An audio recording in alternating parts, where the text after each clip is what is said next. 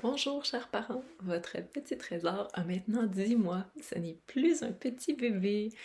Donc, qu'est-ce qui se passe? Au niveau de sa vision, l'enfant reconnaît de plus en plus de détails. Donc, qu'est-ce que je rajouterais par rapport aux vidéos de 9 mois? C'est qu'il reconnaît vraiment plus les expressions faciales, puis il réagit plus. Et au lieu de juste être heureux et être malheureux, il comprend aussi plusieurs autres émotions que l'on véhicule, puis il est capable de réagir. L'enfant aime aussi regarder les images avec beaucoup plus de détails. C'est quelque chose qui l'intéresse, il va être amené vers ces images-là qui ont un peu plus de détails, des petits objets d'intérêt, des petits traits, des petites choses. Aussi, aller marcher dehors. J'espère que vous êtes allé dehors avant le 10 mois, mais à 10 mois, qu'est-ce qu'on voit? C'est que l'enfant remarque beaucoup plus les détails à l'extérieur, comme exemple le mouvement des arbres, le mouvement des feuilles. Il remarque beaucoup plus, ça stimule sa vision périphérique, la vision de l'environnement. Puis aussi, dans le fond, ça permet de donner une pause aux yeux, d'aller à l'extérieur. Parce que les stimulations c'est pas une surstimulation, c'est vraiment quelque chose qui va avoir tendance à relaxer les yeux, puis aussi regarder un peu plus loin. Fait que ça, c'est super bon. Fait que c'est un bon moment d'inculquer en bas âge déjà l'importance d'aller dehors. Voilà.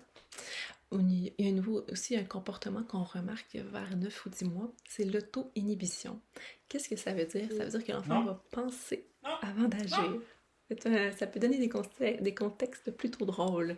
Donc, lorsque l'enfant veut faire une action, comme exemple mettre son doigt dans la prise de courant, et entend non, il décide qu'est-ce qu'il fait. Il réfléchit. Fait que là, puis là, l'auto-inhibition, ça serait qu'il ne le fait pas, mais ça dépend des enfants. Fait qu'on encourage les comportements, que l'enfant doit réfléchir avant d'agir. Fait qu'on dit une consigne, puis là, l'enfant réfléchit et il agit, tout dépendant du contexte. Aussi, vers 10 mois, on peut, des fois avant, des fois un peu après, on commence à voir l'enfant qui pointe. Lorsque l'enfant pointe, c'est une manière de communiquer. Je ne sais pas si vous avez remarqué, c'est vraiment là qu'on voit c'est les prémices de la communication. Donc, on l'encourage, puis on essaie de favoriser cette interaction-là, puis d'encourager à ce qu'il continue de pointer pour communiquer avec nous qu'est-ce qu'il désire. Aussi, en parlant du développement moteur. Alors, l'enfant se déplace principalement à quatre pattes. Qu'est-ce qu'on voit, c'est qu'il commence à prendre la position du chevalier ou la position tripode. Fait que c'est un genou au sol, l'autre genou qui est relevé. Puis ça, c'est une position qui est souvent avant la position debout. Puis aussi, l'enfant est debout, il se place debout par lui-même, il a commencé à marcher sur les côtés, sur exemple sur les côtés des meubles, sur le côté du divan. Puis des fois, il va marcher entre deux stations ou dans deux meubles, fait qu'il va se déplacer d'un meuble à l'autre. Puis il y en a aussi qui peuvent commencer même à marcher sans appui. C'est quand même un peu tôt à 10 mois, mais il ne sera pas capable de s'arrêter s'il commence à marcher. Donc soyez attentifs.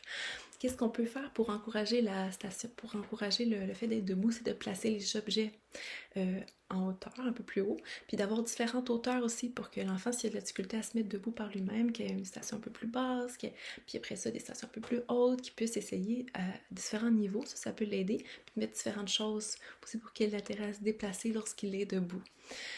Pour l'encourager. Qu'est-ce qu'on fait? Attention, c'est que l'enfant à cet âge-là, il peut communiquer fortement.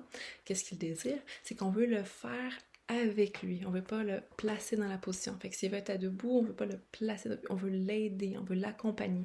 On veut lui apprendre à pêcher et non lui donner un poisson. Même si des fois c'est vraiment plus rapide de lui donner un poisson.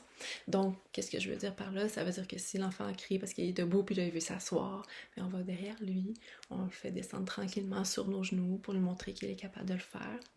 Puis après ça, on le met au sol, puis là il continue. Au lieu de le prendre, de le mettre au sol directement.